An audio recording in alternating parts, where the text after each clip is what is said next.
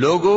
اگر تم کو مرنے کے بعد جی اٹھنے میں کچھ شک ہو تو ہم نے تم کو پہلی بار بھی تو پیدا کیا تھا، یعنی ابتدا میں مٹی سے، پھر اس سے نطفہ بنا کر، پھر اس سے خون کا لوتھڑا بنا کر، پھر اس سے بوٹی بنا کر جس کی بناوٹ کامل بھی ہوتی ہے اور ناقص بھی، تاکہ تم پر اپنی خالقیت ظاہر کر دیں۔ اور ہم جس کو چاہتے ہیں ایک میعاد مقرر تک پیٹ میں ٹھہرائے رکھتے ہیں،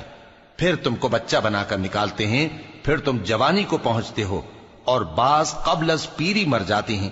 اور بعض بڑھاپے کی نہایت خراب عمر کی طرف لوٹائے جاتے ہیں کہ بہت کچھ جاننے کے بعد بالکل بے علم ہو جاتی ہیں۔ اور اے دیکھنے والے، تو دیکھتا ہے کہ ایک وقت میں زمین خشک پڑی ہوتی ہے، پھر جب ہم اس پر مے برساتے ہیں تو وہ شاداب ہو جاتی اور ابھرنے لگتی ہے اور طرح طرح کی بارونق چیزیں اگاتی ہے۔ ان قدرتوں سے ظاہر ہے کہ اللہ ہی قادر مطلق ہے جو برحق ہے، اور یہ کہ وہ مردوں کو زندہ کر دیتا ہے، اور یہ کہ وہ ہر چیز پر قدرت رکھتا ہے، اور یہ کہ قیامت آنے والی ہے اس میں کچھ شک نہیں، اور یہ کہ اللہ سب لوگوں کو جو قبروں میں ہیں جلا اٹھائے گا، اور لوگوں میں کوئی ایسا بھی ہے جو اللہ کی شان میں بغیر علم کے اور بغیر ہدایت کے اور بغیر کتاب روشن کے جھگڑتا ہے اور تکبر سے گردن موڑ لیتا ہے تاکہ لوگوں کو اللہ کے رستے سے گمراہ کر دے۔ اے سرکش، یہ اس کفر کی سزا ہے جو تیرے ہاتھوں نے آگے بھیجا ہے، اور اللہ اپنے بندوں پر ظلم کرنے والا نہیں۔ اور لوگوں میں بعض ایسا بھی ہے جو کنارے پر کھڑا ہو کر اللہ کی عبادت کرتا ہے، اگر اس کو کوئی دنیاوی فائدہ پہنچے تو اس کے سبب مطمئن ہو جائے، اور اگر کوئی آفت پڑے تو منہ کے بل لوٹ جائے، یعنی پھر کافر ہو جائے۔ اس نے دنیا میں بھی نقصان اٹھایا اور آخرت میں بھی، یہی تو صاف نقصان ہے۔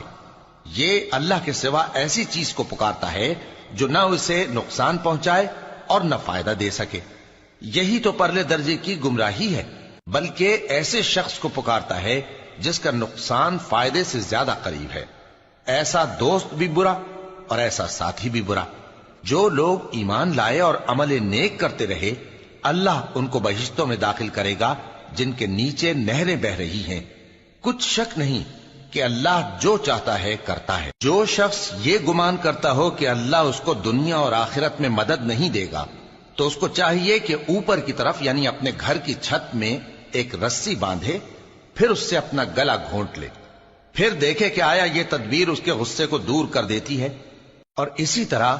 ہم نے اس قرآن کو اتارا جس کی تمام باتیں کھلی ہوئی ہیں، اور یہ یاد رکھو کہ اللہ جس کو چاہتا ہے ہدایت دیتا ہے۔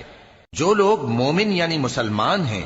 اور جو یہودی ہیں اور ستارہ پرست اور عیسائی اور مجوسی اور مشرک، اللہ ان سب میں قیامت کے دن فیصلہ کر دے گا۔ بے شک اللہ ہر چیز سے باخبر ہے۔